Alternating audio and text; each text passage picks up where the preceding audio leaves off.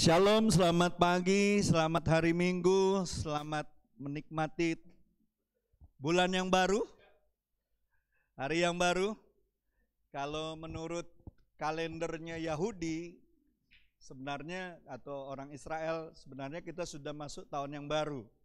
Di bulan September tadi, tanggal 25 September sore hari itu sudah pergantian tahun. Ya. Dan sebenarnya ada message Tuhan yang sangat luar biasa, tapi nanti saya akan sampaikan itu nanti. Kita menjelang akhir tahun baru saya akan sampaikan, supaya kita tahun depan kita tahu bahwa ada hal-hal yang luar biasa Tuhan akan kerjakan bagi gerejanya, bagi umat Tuhan. Bulan ini saya rindu kita semua terus belajar firman Tuhan, dan minggu ini saya mau membagikan bagaimana kita sebagai umat Tuhan terus belajar untuk menjadi pribadi-pribadi yang taat seperti Kristus taat. Amin. Dan saya percaya ketaatan itu adalah sesuatu yang mutlak harus dimiliki orang yang mengikut Kristus. Karena kalau tanpa ketaatan sangatlah mustahil kita mengiring Tuhan. Ya, mustahil sekali. Selain dengan iman, iman tidak pernah lepas daripada ketaatan. Ya, jadi bilang sama orang kiri kananmu, kalau kau ngikut Kristus, kau harus belajar taat. Amin. Kita harus belajar taat seumur hidup kita. Sampai kapanpun kita harus terus belajar taat. Bapak Ibu, mari kita lihat di surat Filipi, pasal yang kedua ayat yang ke-8. Saudara nanti bisa di rumah baca sendiri secara lengkap. Tapi saya mau mengambil satu pernyataan ini saja. Dan kita akan baca sama-sama sebagai satu jemaat. Mari kita kalau sudah ketemu, kalau belum ketemu lihat saja di depan. Kita baca sama-sama. 2, 3. Dan dalam keadaan sebagai manusia, ia telah merendahkan dirinya dan taat sampai mati, bahkan sampai mati di kayu salib. Saudara, tadi kita memuji satu pujian yang worship tadi. Dia itu raja.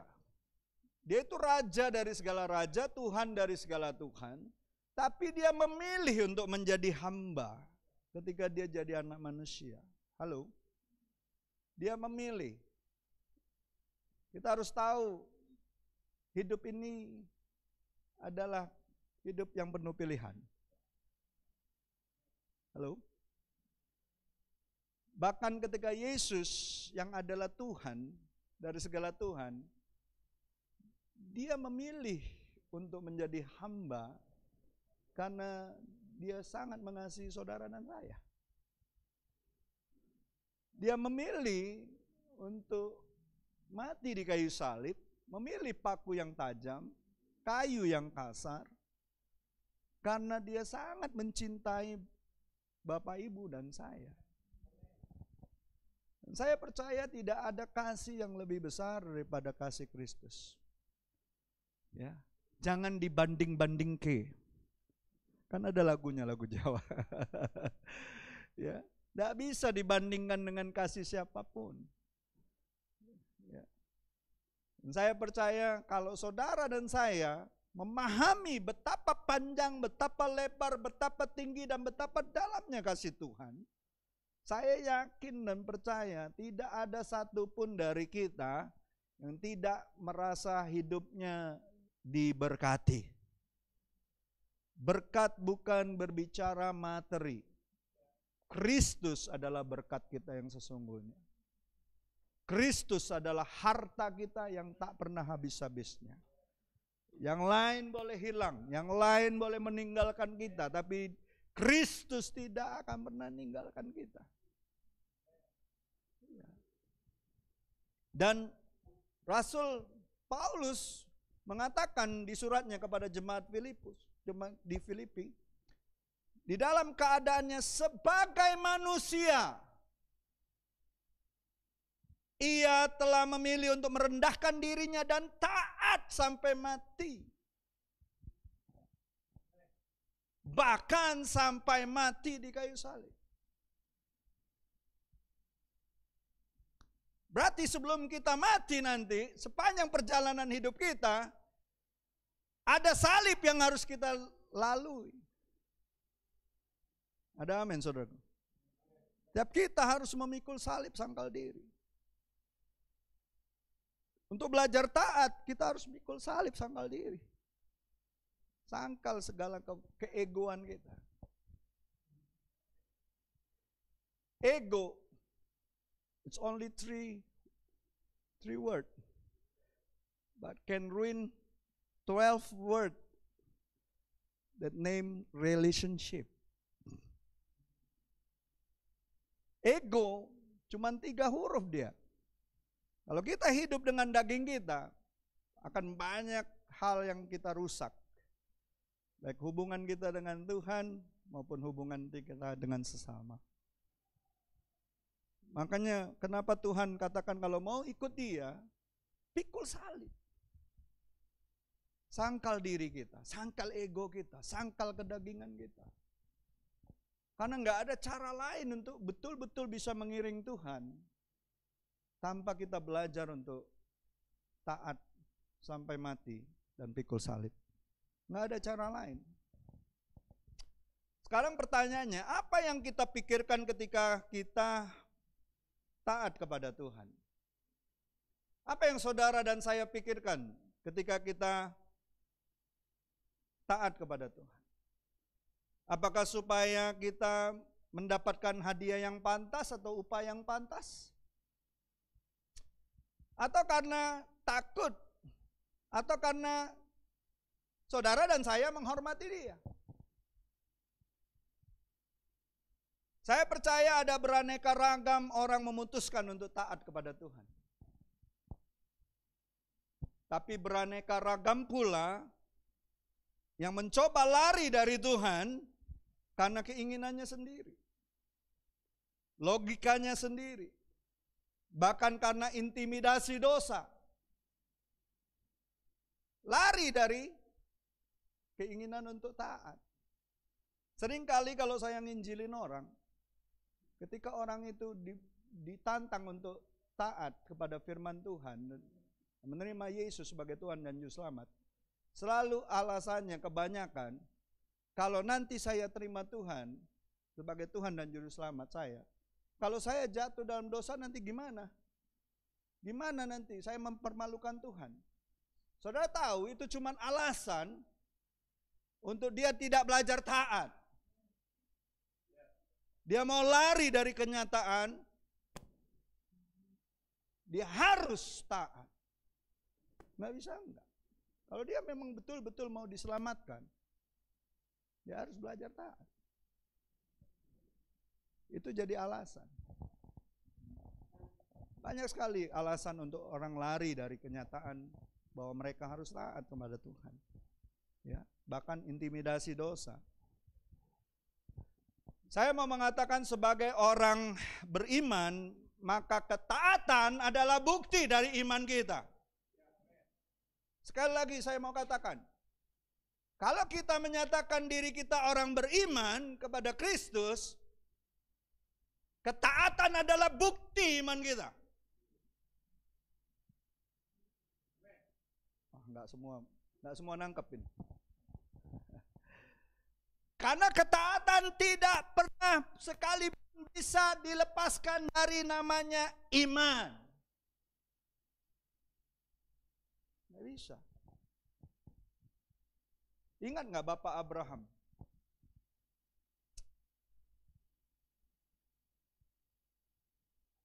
Waktu dia hatinya mau taat kepada Bapa, ketika mempersembahkan anaknya Ishak, itu membuktikan apanya? Imannya.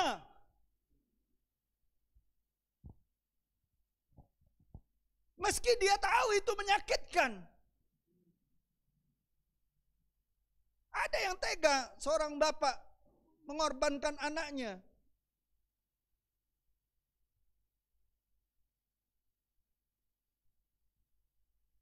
Apalagi kepada Allah yang nggak pernah dia kenal selama ini. Dia kan penyembah berhala. Dia tadinya nggak tahu siapa Allah yang hidup itu. Jangankan Abraham yang baru kenal Tuhan. Kita yang sudah lama kenal Tuhan ini, kalau sampai Tuhan minta kita untuk taat untuk sesuatu yang sangat menyakitkan dalam hidup kita. Pertanyaannya, mau nggak kita taat? Mau nggak kita membuktikan iman kita?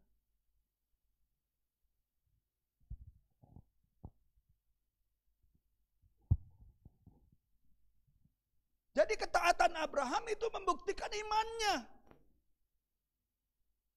Walaupun dia nggak punya dasar untuk berharap, dibilang dia tetap berharap. Dia tahu Allah itu sanggup membangkitkan orang yang bahkan sudah mati sekalipun. Makanya dia dibilang bapak orang beriman.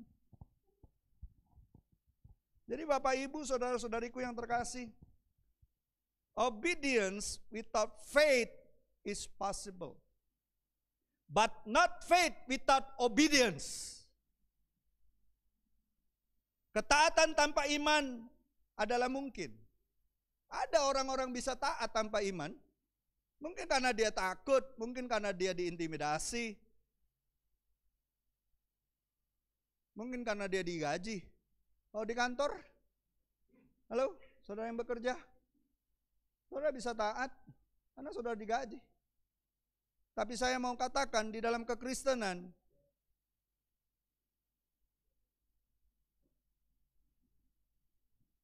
iman, ya, saya mau kasih tahu, bukan iman namanya tanpa ketaatan. Halo, nggak ada cerita iman kalau nggak ada ketaatan di situ. Iman timbul dari pendengaran akan firman, dan saya percaya dalam firman Tuhan bukan hanya berisi janji, dalam firman Tuhan juga berisi perintah, dalam firman Tuhan berisi instruksi. Makanya saya kalau berdoa hari-hari ini, saya tidak terlalu banyak untuk meminta kepada Tuhan untuk hal-hal yang saya butuhkan. Yang saya doakan justru Tuhan berikan aku kepekaan untuk aku mendengar instruksimu, perintahmu. Alkitab jelas sekali menulis, Israel melihat tanda dan mujizat Allah. Tapi Musa mengenali jalan-jalannya Allah. Mana yang saudara mau cari? Melihat tanda dan mujizat, melihat berkat yang berkelimpahan, atau saudara mau melihat jalan Tuhan, walaupun itu sulit.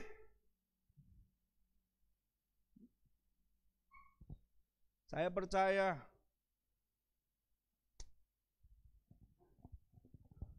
bukan iman namanya kalau tidak ada ketaatan. Iman harus selalu dibarengi dengan ketaatan kita.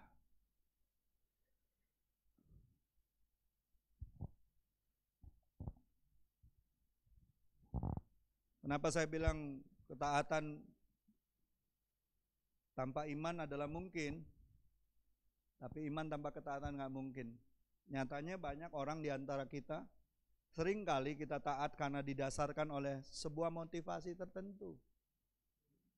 Ada seorang anak kelihatannya baik sekali, taat sekali, atau lagi bawahan. Taat sekali, karena dia punya motivasi tersembunyi. Ingin menguasai, ingin dapat jabatan, ingin banyak motivasi lain. Bisa. Orang bisa taat.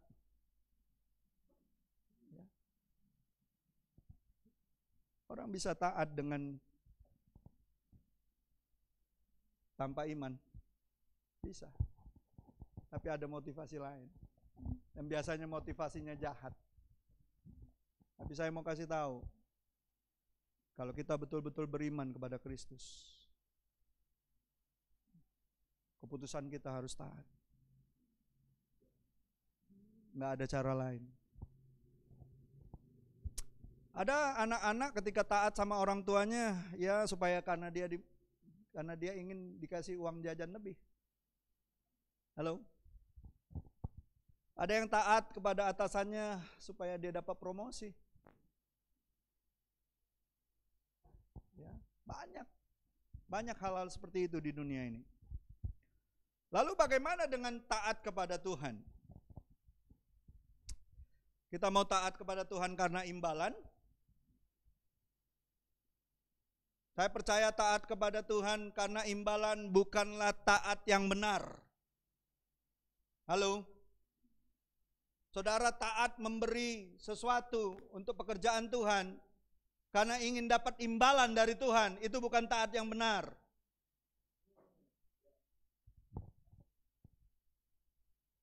Tapi iman adalah dasar ketaatan kita kepada Tuhan. Itulah yang benar. Iman adalah dasar ketaatan kita. Iman kita kepada Kristus itulah dasar kita untuk taat. Bukan karena ingin mendapatkan sesuatu dari Tuhan. Halo? Alkitab menjelaskan ada beberapa orang yang hidup dalam ketaatan sebagai wujud iman mereka. Mereka rela membayar harga yang sangat mahal untuk itu. Ada Daniel, ada Sadrak, Abednego, Mesak, ya. Ada Yusuf, betul?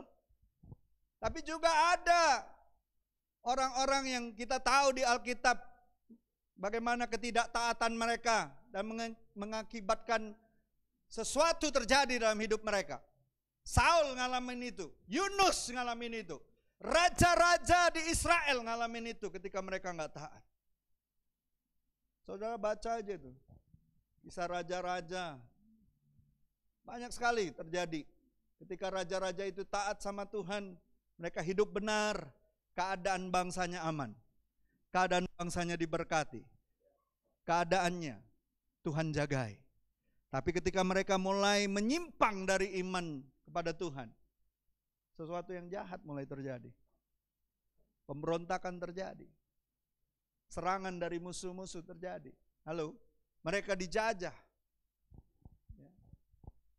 Jadi Bapak Ibu, saudara-saudariku yang terkasih, untuk kita taat, jangankan kepada Tuhan, kepada atasan kita, otoritas kita sebagai manusia aja, kita ada harga yang harus kita bayar, betul nggak? Apalagi sama Tuhan. Saya percaya waktu kita belajar taat kepada Tuhan, ada harga yang harus kita bayar. Ada hal-hal yang harus kita kerjakan. Ya. Coba kita lihat 1 Petrus 1 ayat 18-19. Menjelaskan bahwa kita ditebus dengan darah yang mahal, yaitu darah anak domba Allah, untuk membayar dosa karena ketidaktaatan kita. Halo? Dikatakan sebab kamu tahu bahwa kamu telah ditebus dari cara hidup yang sia-sia yang kamu warisi dari nenek moyangmu, itu bukan dengan barang yang fana, bukan dengan perak atau emas, melainkan dengan darah yang mahal, yaitu darah Kristus yang sama seperti darah anak domba yang tak bernoda dan tak bercacat. Kenapa Tuhan tebus kita dengan darahnya? Karena ada dosa ketidaktaatan di dalam kita. Makanya waktu kita dibeli dengan darah Yesus, dan bukan hanya ditebus, waktu dia naik ke sorga, Roh Kudus dicurahkan untuk kita yang percaya, supaya kita sama seperti Kristus, belajar sebagai anak manusia, taat sampai mati. Halo. Yesus belajar taat waktu dia jadi anak manusia. Siapa yang percaya Yesus 100% manusia waktu jadi manusia? Sama seperti saudara dan saya. Halo? Jadi Bapak Ibu, saudara-saudariku, bersyukurlah. Karena ketaatan Yesus, kita yang tidak taat bisa ditebus. Ada amin? Ada amin saudaraku? Dan ketaatan kita sekarang untuk hal-hal yang kita kerjakan bagi kemuliaan Tuhan, semua berasal dari Kristus. Bukan dari diri kita sendiri. Kemauan, keinginan, hal-hal yang baik, hal-hal yang mulia, hal-hal yang indah, semuanya itu berasal dari Kristus. Saya mau tanya sama saudara, ketika saudara memberi, ya, memberi nih, persembahan, persepuluhan, buah sulung, apapun itu namanya persembahan. Kenapa saudara memberi?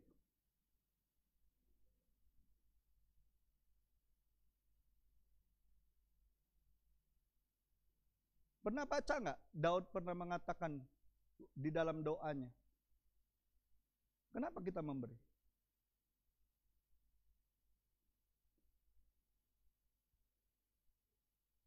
Kenapa? Memberi itu harusnya datang dari kesadaran bahwa segala sesuatu yang kita miliki datangnya dari Tuhan. Bukan dari usaha kita sendiri. Pengakuan bahwa segala sesuatu datang dari Tuhan, itulah yang mampu kita berikan. Pengakuan. Waktu kita memberi, itu tanda bahwa saudara dan saya mengakui bahwa itu semua datang dari Tuhan. Tuhan gak pernah paksa. Saudara dan saya gak ngakui Tuhan, dia tetap Tuhan. Halo? Tapi waktu saudara memberi, waktu saudara melayani, waktu saudara menginjili, waktu saudara memberitakan kabar baik, saudara sadar segala sesuatu yang baik dalam hidupmu, bahkan kehidupan yang kekal, kabar baik yang kau sudah terima, itu semua datangnya dari Tuhan. Bukan dari kuat gagah kita, bukan dari kepandaian kita, bukan dari kemampuan kita. Makanya bagi saya, jauh lebih penting saudara menyadari ketika saudara memberi, bukan seberapa banyak yang saudara bisa beri, tapi seberapa besar kau menyadari segala sesuatu yang baik datang dari Tuhan. Kalau kau tahu itu, kau gak akan pernah takut untuk memberi kepada siapapun. Halo? Bukan hanya di rumah Tuhan, tapi juga bagi orang-orang yang membutuhkan di luar sana. Karena kau tahu segala sesuatu yang baik, berkat yang ada dalam hidupmu, kau akui itu dari Tuhan. Bahkan kata Tuhan, kalau kau menahan, kau akan kehilangan. Tapi kalau kau menyebar hartamu, kamu tambah banyak. Siapa yang sadar segala sesuatu yang kau miliki hari ini datangnya dari Tuhan? Amin. Waktu kau diminta untuk taat melakukan sesuatu, lakukanlah karena kesadaran bahwa saya bisa taat karena Yesus telah terlebih dahulu taat mati di kayu salib untuk menebus kita yang gak taat ini. Saya bersyukur mengenal Kristus sebagai Tuhan dan Juru Selamat, penjamin kehidupan kita dari kekal kepada kekal. Nggak ada yang lain. Nggak perlu dibanding-bandingkan. Yang lain itu nggak sebanding dengan Dia. Satu-satunya. Alangkah ruginya kalau sampai ada anak Tuhan, ngakunya anak Tuhan, kembali terhilang untuk mengikuti ilah-ilah lain atau Allah lain. Karena gak sebanding dengan Yesus Kristus. Berapapun harganya, gak sebanding. Ya. Amsal katakan kalau kau sudah membeli kebenaran, jangan menjualnya kembali. Halo? Jangan jual kembali. Ya. Jadi Bapak Ibu, saudara-saudariku yang terkasih, Belajar dari kisah Abraham, Daniel, Yusuf, Sadrak, Mesak, Abednego. Kita pun belajar ketaatan dan meladani apa yang dilakukan Yesus Kristus untuk kita. Amin. Kita belajar dari Sang Maha Guru, Yesus, Tuhan dan Juru Selamat kita.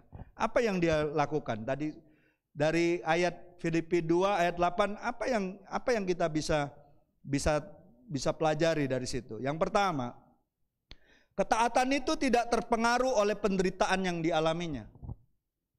Ketaatan Yesus tidak terpengaruh oleh penderitaan yang dialaminya. Coba perhatikan, selama dia hidup, selama dia melayani, banyak sekali kan tekanan. Dari sejak bayi dia sudah mau dibunuh, betul nggak?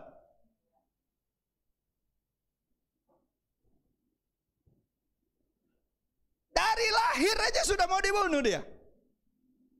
Halo? Ya. Banyak sekali fitnah. Ya. Tapi Yesus gak pernah berhenti. Tidak terpengaruhi oleh segala sesuatu yang menekan, yang mencoba menghancurkan hidupnya. Dia tetap berdiri di atas kehendak Bapanya selama dia di bumi, yaitu satu tujuan dia. Injil kerajaan Allah harus diberitakan kepada bangsa-bangsa. Makanya amanat agungnya dia kasih sama kita. Dia bilang apa? Pergi, jadikan semua bangsa muridku. Amin.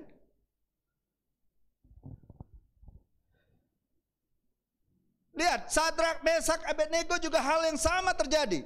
Ketika harus berhadapan dengan bara api yang luar biasa, mereka tetap teguh dengan iman mereka atas Allah yang menjamin kehidupannya.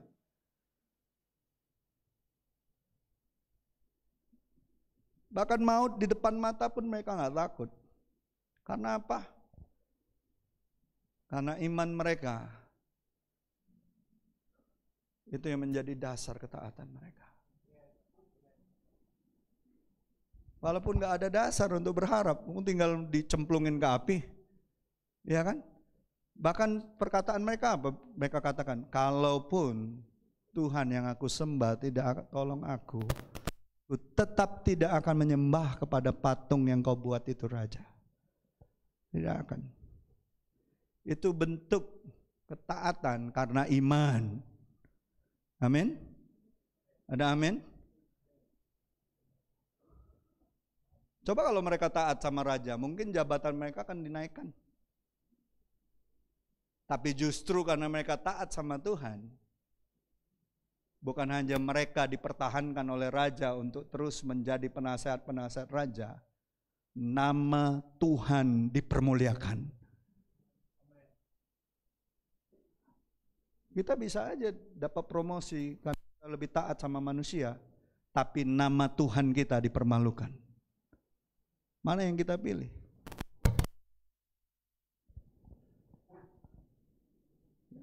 Jadi Bapak Ibu, yang pertama, ketaatan seharusnya tidak terpengaruhi oleh penderitaan yang kita alami.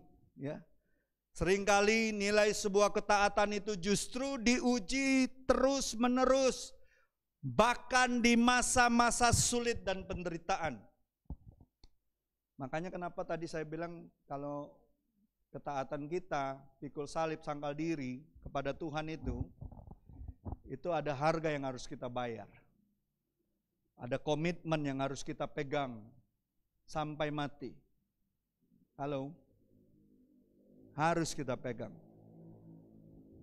Yesus sama sekali tidak berubah meskipun murid-muridnya enggak setia, betul enggak? Halo? Yesus tidak berubah kan kepada tujuannya, betul enggak? Walaupun murid-muridnya enggak setia, betul? Ada dia berubah rencananya? Enggak. Ya. Bapak Ibu, meski atasan atau bawahan atau keadaan hidupmu sepertinya tidak memihak engkau, tetaplah taat kepada kebenaran. Pertanyaannya, apakah kita mau di zaman, di hari-hari yang begini jahat ini? Pada hari-hari terakhir akan muncul masa yang sukar dibilang. Halo? Orang lebih mementingkan dirinya sendiri, betul? Cinta akan uang, tidak kenal jalan damai, suka menumpahkan darah, betul? Tidak menghormati orang tua. Tidak suka jalan damai, suka menumpahkan darah. Ya. Lebih membanggakan diri. Ya, tidak peduli dengan agama, maksudnya tidak peduli dengan kebenaran, tidak peduli dengan ajaran Tuhan. Ya. Dan bahkan mereka ada di rumah-rumah Tuhan. Hati-hati, Tuhan peringatkan hati-hati terhadap orang-orang seperti ini. Mereka pada dasarnya beribadah, tapi mereka memungkiri kuasa Tuhan. Artinya apa? Banyak orang kelihatannya beribadah, tapi dia menolak kuasa Tuhan untuk merubah hidupnya. Ibadahnya hanya sekadar agamawi saja. Hati-hati, kita nggak mau izin dengan itu masuk ke rumah Tuhan. Kalau artinya kita beribadah, kuasa Tuhan bekerja atas kita. Kuasa Tuhan bekerja melalui apa? Firman dan Roh Kudus. Tentunya waktu firman Tuhan berbicara, waktu Roh Kudus pakai firman Tuhan berbicara dalam hidup kita, tentunya ada sesuatu yang Tuhan mau kita kerjakan. Betul tidak? Jangan berpikir kuasa Tuhan itu hanya mujizat, berbahasa roh, ada orang yang sakit disembuhkan. Bukan hanya itu. Tuhan mau kita mengalami kuasanya supaya kita menjadi serupa dengan gambar anaknya. Itu yang paling sulit terjadi sama anak-anak Tuhan. Israel berapa banyak melihat mujizat. Berubah hidup mereka. Ada perubahan. Bahkan yang keluar dari tanah Mesir semua mati di padang gurun. Berapa banyak mukjizat 40 tahun itu mereka alami. Hampir tiap hari. Oh kalau aku tidak pastor, kalau tiap hari ngeliat mukjizat, tambah berapi-api sama Tuhan, omong kosong. Belum tentu. Israel kurang apa ngeliat mukjizat Tuhan tiap hari. Buktinya cuma Musa dan Joshua serta Kaleb yang sungguh-sungguh mau ketemu Tuhan, mau jalan Tuhan. Yang lain mana? Maunya berkat saja, mau enak saja, maunya penyertaan Tuhan saja, maunya tiang dan awan serta api. Maunya Tuhan hanya menyertai mereka, nunjukkan kuasanya. Tapi untuk sungguh-sungguh mengenal pribadi Tuhan, mereka nggak mau. Kau saja Musa yang bertemu dengan Tuhan. Kita nggak mau jadi generasi seperti itu. Amin. Kita nggak mau. Kita mau jadi generasi perjanjian baru yang tujuan akhirnya adalah serupa dengan Kristus. Itu yang pertama. Yang kedua, ketaatan Yesus pun tak berhenti karena penolakan. Tahu kan, bacakan Injil, Yesus itu ditolak di mana-mana. Sepertinya bukan rahasia umum ya. Ketika Yesus masuk ke Yerusalem, nyanyi lagu tadi. Hosana. Oh, dipuji-puji ya. Betul? Hosana, Hosana. Jangan-jangan kita juga nanti kayak gitu.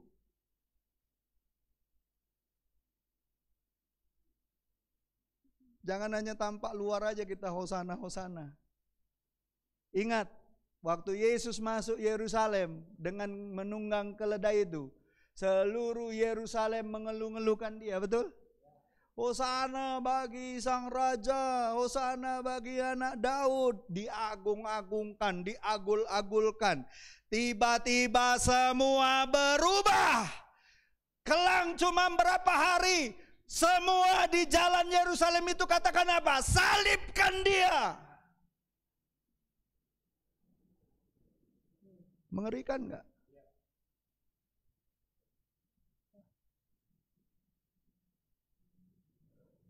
Berapa sering kita justru melakukan hal yang sama sebenarnya. Kita di gereja mungkin nyanyi hosana, hosana, tapi di dalam kehidupan kita seringkali kembali melakukan sesuatu yang menyakiti hati Tuhan, mengecewakan. Enggak hitungan hari, kadang baru keluar dari gereja, kita mungkin sudah bisa ribut sama keluarga kita. Besoknya kita berbisnis ataupun bekerja, kita ketemu orang, kita bisa melakukan hal-hal yang tidak berkenan. Apa bedanya?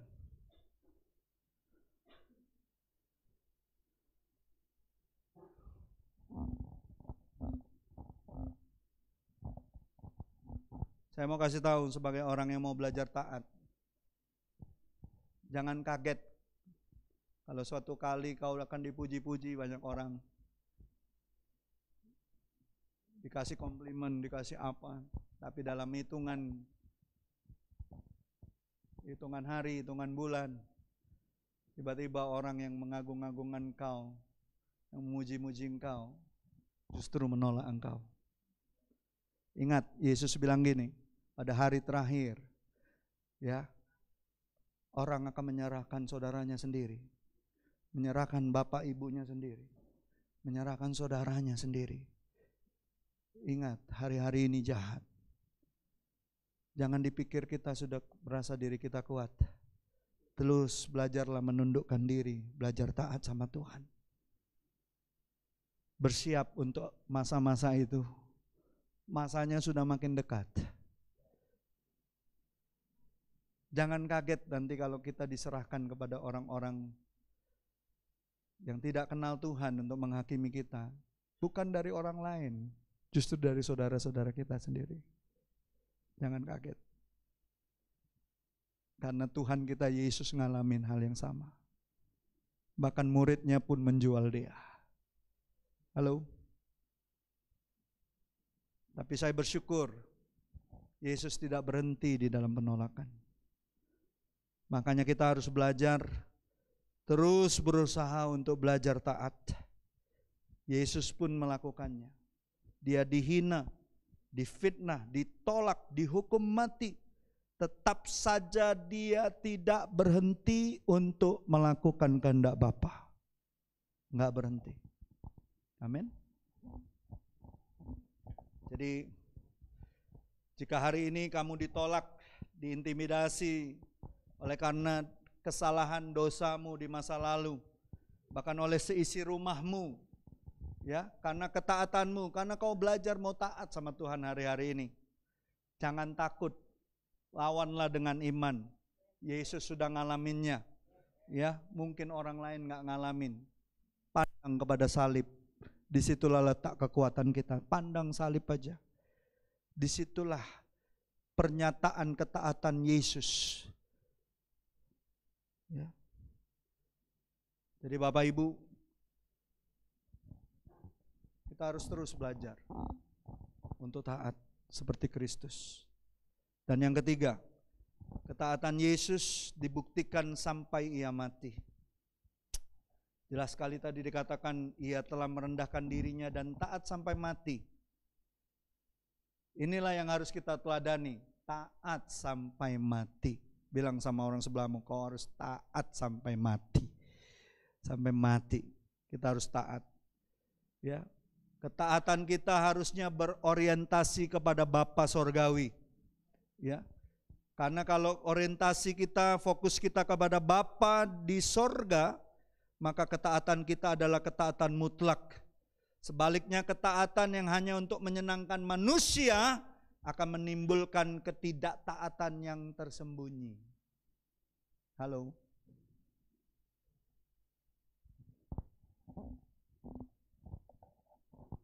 Ketaatan mutlak hanya didapat waktu kita betul-betul taat pada kehendak Bapa. Coba Yesus, setiap kali Yesus dipuji, setiap kali dia diagul-agulkan, orang terkagum-kagum dengan apa yang dia bisa buat. Selalu dia mengatakan apa? Aku hanya melakukan apa yang menjadi kehendak Bapa. Halo? Yang dia tinggikan selalu siapa? Bapa. Amin. Roh Kudus tugasnya apa? Membawa kita terus kepada siapa? Kepada Yesus Kristus. Roh Kudus datang dari Bapa. Makanya kita mengimani Trinitas, Tritunggal Allah. Halo? Makanya waktu Yesus jadi anak manusia selalu fokusnya ketaatan dia, kemutlakan dia hanya kepada Bapa. Gak pernah dia mengagulkan dirinya sendiri. Ada amin Bapak. Fokus pada Bapa. So taatlah kepada Bapa sebagaimana Kristus taat sampai mati.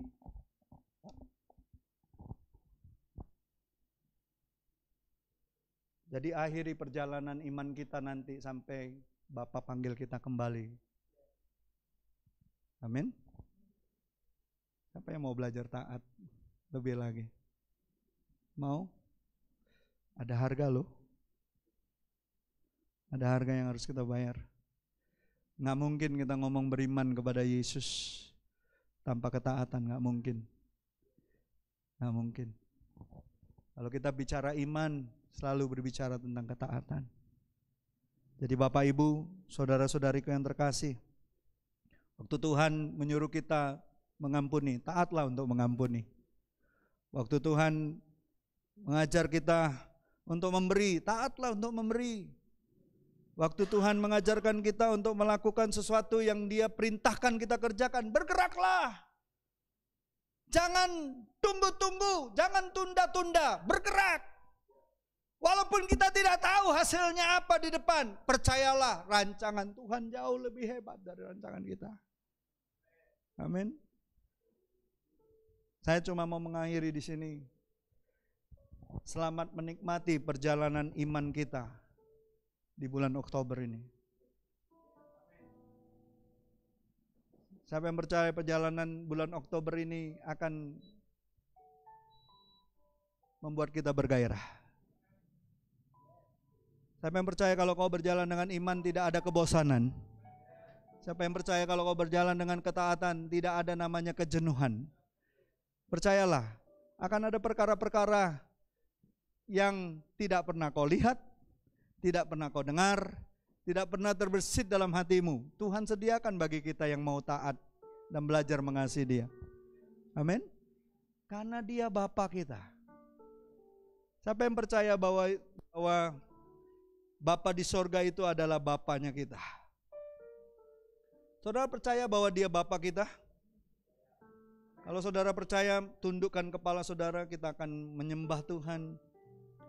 Kita akan sungguh-sungguh menikmati bagaimana Tuhan itu rindu menjadi Bapa daripada setiap kita.